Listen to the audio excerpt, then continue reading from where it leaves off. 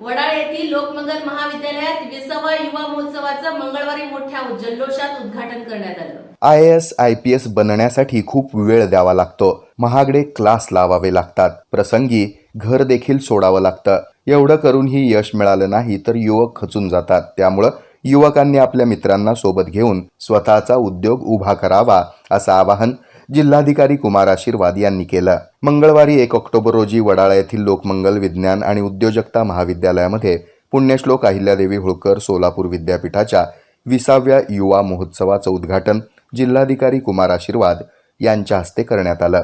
यावेळी ते बोलत होते।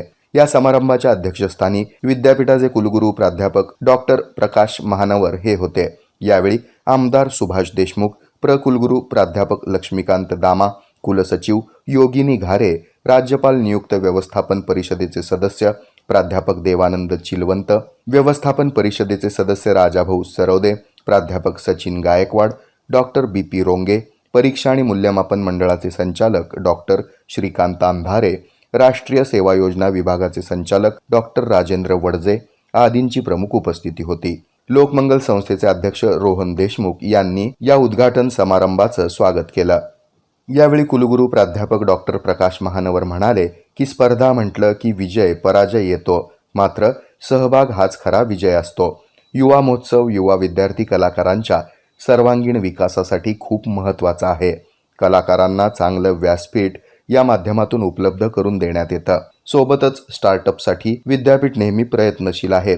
विद्यार्थ्यांनी नेहमी नोकरी करण्यापेक्षा नोकरी देणारं बनण्याकडे लक्ष द्यावं आणि उद्योजक होण्याचं स्वप्न बघून त्या दृष्टीनं प्रयत्न करावा असे उद्गार विद्यापीठाचे कुलगुरू प्राध्यापक डॉक्टर प्रकाश महानवर यांनी यावेळी काढले। या पद्धतीनं सोलापूर विद्यापीठाच्या 20व्या युवा महोत्सवाचा उद्घाटन सोहळा मोठ्या उत्साहात पार पडला।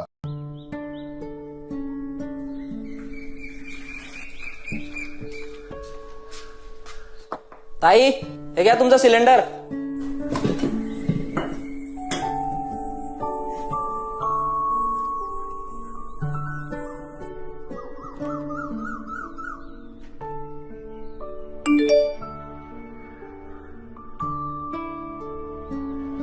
आई, कोणाचा तरी मेसेज आलाय बघ।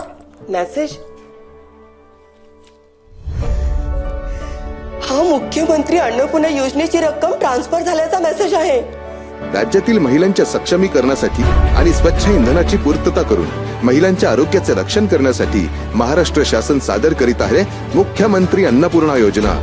योजनेअंतर्गत पात्र महिलांना वर्षाला 3 LPG सिलेंडर मोफत मिळणार। लाभाची रक्कम महिलांच्या बँक खात्यात जमा होणार। घराघरात अन्नपूर्णा, घराघरात आनंद।